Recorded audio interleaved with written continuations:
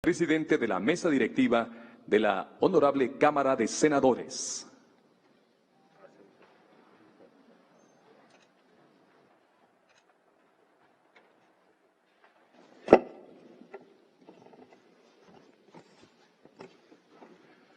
Licenciado Enrique Peña Nieto, presidente constitucional de los Estados Unidos mexicanos. Diputado Jesús Zambrano Grijalva, presidente de la Cámara de Diputados. Ministro Luis María Aguilar Morales, presidente de la Suprema Corte de Justicia de la Nación. Ingeniero Francisco Domínguez Servién, gobernador del Estado de Querétaro. Señora y señores gobernadores, integrantes del Gabinete Legal y Ampliado, representantes de las Fuerzas Armadas mexicanas, legisladores federales y locales, autoridades políticas del Estado, invitados especiales, señoras y señores. El Estado constitucional es la evolución histórica de dos formas de pensamiento, de dos concepciones sobre el individuo, sobre la sociedad y sobre el gobierno. Por un lado, el liberalismo situó al individuo en el centro de la sociedad, racionalizó al poder y opuso al Estado la esfera impenetrable de la persona. Diseñó un conjunto de instituciones para resguardar su dignidad y su autonomía, los derechos fundamentales y las libertades públicas, el principio de división de poderes, el principio representativo, la descentralización del poder. Por otro, para el pensamiento social, el individuo en condición desigual no es plenamente libre. La tradición igualitaria asignó al Estado un conjunto de responsabilidades para compensar el azar que determina el punto de partida. Justificó, por tanto, la intervención del Estado en las relaciones y procesos sociales.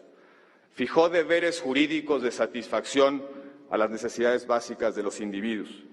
Convirtió el sentimiento humano de la solidaridad en un principio normativo y de gobierno. Hizo de la igualdad material un fin imprescindible de la organización política. Desde entonces, libertad e igualdad coexisten en el seno de una norma en la Ley Suprema. Desde entonces, son referentes de validez de las decisiones públicas y, por supuesto, condición de legitimidad del Estado. La Constitución de 1917 sintetizó estas dos tradiciones políticas. Para pacificar a una nación convulsa por el episodio revolucionario y para encauzar la exigencia de la justicia social, los constituyentes que aquí se reunieron no solo reconocieron las instituciones liberales, sino que además diseñaron una visión de la educación, un modelo de propiedad y un régimen de relaciones laborales para derogar la ley del más fuerte. Educación, propiedad y trabajo como ejes de la refundación nacional de una sociedad fracturada, preponderantemente rural, sin progreso material ni social al alcance y, como la describió Venustiano Carranza, profundamente lastimada por 3 siglos de opresión y 1 de luchas intestinas. Así, el constituyente de Querétaro interpretó su realidad y fundó un Estado, identificó problemas y diseñó instituciones para un tiempo y para un espacio. Pero la vida social es movimiento. La sociedad evolucionó, el ciudadano cobró conciencia de sí mismo, exigió respuestas, se impuso la pluralidad y la competencia y con ellos los premios y castigos de la democracia. La Constitución se reescribió a través de sus reformas, se desdobla mediante sentencias. El cambio social se tradujo en cambio jurídico.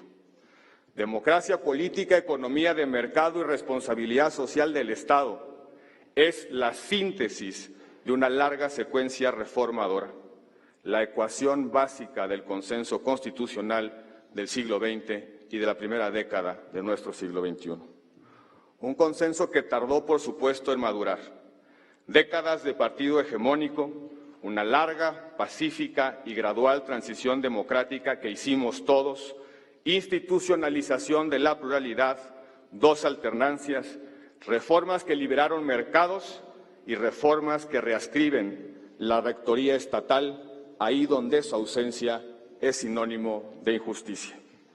Con lealtad republicana hemos reivindicado históricas tradiciones constitucionales. Les hemos dado estabilidad y vigencia, pero al mismo tiempo nos hemos liberado de paradigmas diseñados para otras épocas, para otra sociedad, para otro mundo. Y ese mundo sigue en constante cambio. Hoy los poderes salvajes se desarrollan al margen del derecho y desafían las posibilidades de lo público. La globalización margina al Estado-nación en su capacidad para dar respuesta a las expectativas de los ciudadanos. Los problemas son cada vez más grandes y los instrumentos del Estado cada vez más reducidos. La sociedad del conocimiento impone una nueva forma de comprender, comunicar e interactuar, mientras que el Estado sigue buscando su lugar en el espacio infinito de lo intangible. Las nuevas tecnologías sustituyen las plazas públicas con libertades virtuales. La democracia, como sistema de participación política, se desfasa frente a la velocidad, la penetración y la eficacia de las aplicaciones colaborativas, de las nubes de datos, de las redes de información. La economía del cambio climático nos ha recordado el viejo problema de la escasez. La innovación tiende a acelerarse junto con la emergencia de nuevos patrones de producción y de consumo. Hemos entrado a la era de la gramática de lo sustentable, pero seguimos conjugando los verbos económicos desde las antiguas formas de la mano invisible del mercado. El mercado desbocado nos llevó a la crisis y la crisis a la austeridad. El estado de bienestar tiende a contraerse por necesidad, mientras que las expectativas individuales siguen aumentando. La brecha de la cuestión social se reabre. En esa brecha fecunda el descontento y en el descontento el desafecto por la política, el desencanto con la democracia, la seducción populista y, por supuesto, la tentación autoritaria.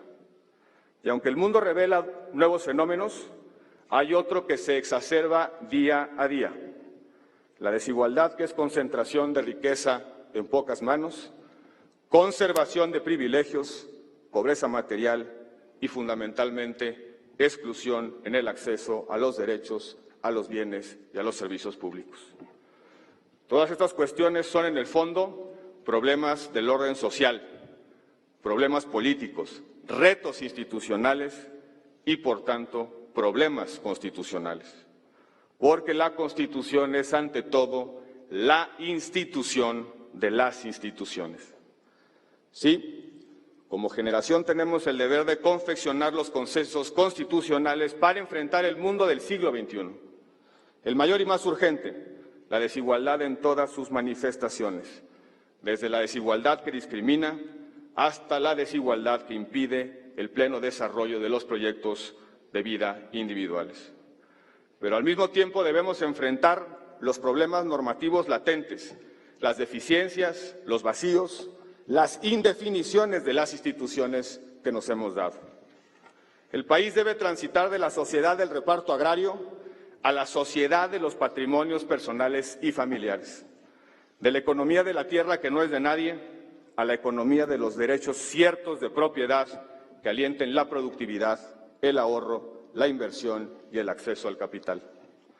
El empleo no se creará ni los salarios subirán por decreto. Esa fórmula estatista ya se ensayó y ya fracasó. La ecuación exitosa es la combinación entre óptimas habilidades y competencias personales, condiciones laborables flexibles y disponibilidad de complementos tecnológicos al trabajo, sobre la base de un entorno de seguridad jurídica y, sobre todo, de justicia imparcial entre las partes. El Estado mexicano es todavía la federación de municipios precarios, estados débiles y poderes centrales insuficientes para colmar todas las necesidades de los órdenes subnacionales. La seguridad es el punto de quiebre de este modelo todavía no funcional. Federalismo debe ser sinónimo de responsabilidad y cooperación subsidiaria, funciones delimitadas, incentivos poderosos al desarrollo de capacidades propias, sustituciones e intervenciones oportunas para evitar males mayores. El nuevo reto de la gobernabilidad democrática es articular gobiernos eficaces en un contexto de ejecutivo sin mayoría legislativa y muy probablemente con legitimidad minoritaria de origen. congresos pulverizados y poco cohesionados, un débil sistema de partidos, funciones ejecutivas y administrativas fragmentadas en más de una decena de órganos constitucionales autónomos. Nuestro déficit sigue siendo que prevalezca el Estado de Derecho, que reine el imperio de la ley y poner fin a la impunidad. Instituciones para la justicia cotidiana, para la paz social, para la certeza de los derechos. Instituciones que procuren la cordialidad entre mexicanos, que nos unan, que nos vinculen, que nos cohesionen, que garanticen el trato digno e igual a todos y a cada uno. La presencia oportuna del Estado ahí donde nacen o se revelan los conflictos. Y ahí donde la Constitución debía establecer principios, sobreregulamos. Es el caso del modelo de comunicación política. Quisimos corregir excesos, pero cometimos otros en perjuicio de la libertad. Ese modelo vigente inhibe el flujo de las ideas y la participación activa de los ciudadanos. Inhabilita la deliberación democrática y cancela la libertad de expresión. Debemos decirlo con toda claridad. Protege a los políticos de la crítica y sancionan a quienes informan o a quienes nos juzgan. Es el régimen del silencio, de la tutela paternalista, de la censura al debate. Se nos hace tarde para reconocer que en la intención terapéutica de una reforma cometimos un error que ha atentado contra la calidad de nuestra democracia. Estos son solo algunos de los problemas constitucionales que nos reclaman soluciones prontas, claras y sobre todo efectivas. Es aquí donde tenemos que invertir nuestra voluntad política. Señor presidente, señoras y señores, en su ensayo sobre las utopías, Alfonso Reyes afirmó que las constituciones son metas propuestas a las conductas de los ciudadanos. La meta del constituyente de 1917 fue establecer la justicia, buscar la igualdad, la desaparición del oprobio, el renacimiento de la conciencia nacional. Nuestras metas deben plasmarse en nuevos consensos constitucionales, consensos que recojan las aspiraciones heredadas y las expectativas que quedan por cumplir. El desafío político de esta generación es renovar el pacto social para enfrentar de mejor manera los desafíos del siglo XXI. La incertidumbre que causa irritación, la irritación que conduce a la desesperanza. Para las incertidumbres no hay mejor paliativo que la razón de las instituciones. Para la desesperanza no hay mejor instrumento que la fuerza inspiradora de la buena política. Vivir con la Constitución y en la Constitución, cambiar con ella, aplicarla y obedecerla, reafirmar su sentido originario, libertad como principio, igualdad como fin, porque, como nos enseñaron nuestros constituyentes, libertad sin igualdad es injusticia y porque la igualdad sin libertad es mera utopía. Muchas gracias.